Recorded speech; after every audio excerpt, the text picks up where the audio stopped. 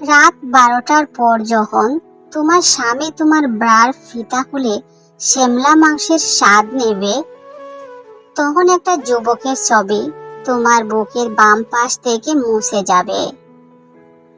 তোমার স্বামী যখন তোমাকে আদর করার জন্য কন্ডোমের প্যাকেট খুলবে, দেয়ালের ওপাশ থেকে একটা ছেলে ঠিক সেই সময় সিগারেটের প্যাকেট খুলবে।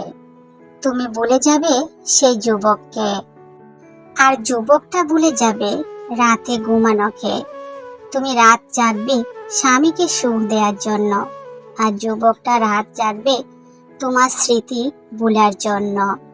অশ্লীলভাবে প্রকাশ করার জন্য দুঃখিত, কিন্তু কথাগুলো বাস্তব। পুরুষের ভাষা বুঝতে হলে আগে এগুলো জানুন।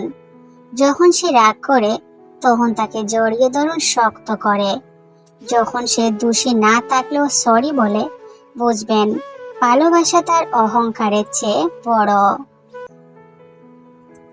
যখন সে আপনার চোখের দিকে তাকিয়ে থাকে, তখন বুঝবেন সে আপনাকে ছোট্ট শিশুর মতো মিষ্টি মনে করে।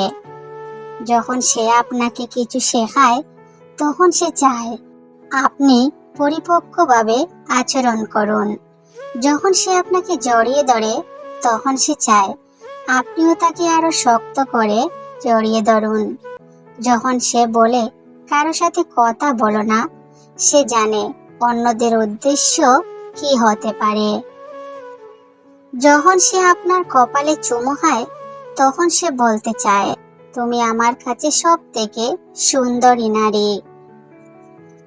কারা যে বলেছিল একদিন সব হবে, দেখতে দেখতে সব দিন ফুরিয়ে এলো, তবুও সেই দিনটা জীবনে ফিরে এলো না। একদিন কি সত্যি সব হয়? না, সব হয় না। মানুষের জীবনে সুদিন বলতে কিছুই নেই। আজ আপনার সাথে যা ঘটেছে তা মানিয়ে নিতে পারলেই আজকের দিনটা সুদিন হয়ে ধরা দেবে।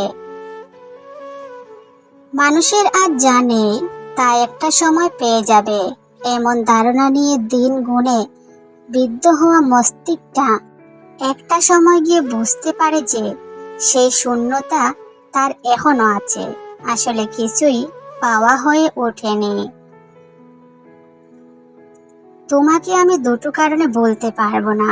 প্রথমটা কারণ হলো তুমি আমাকে যে ভালোবাসা দিয়েছো তা পৃথিবীর আর কেউ দিতে পারবে না। দ্বিতীয় কারণটা হলো তোমার মতো কষ্ট আমাকে আর কেউ দেয়নি।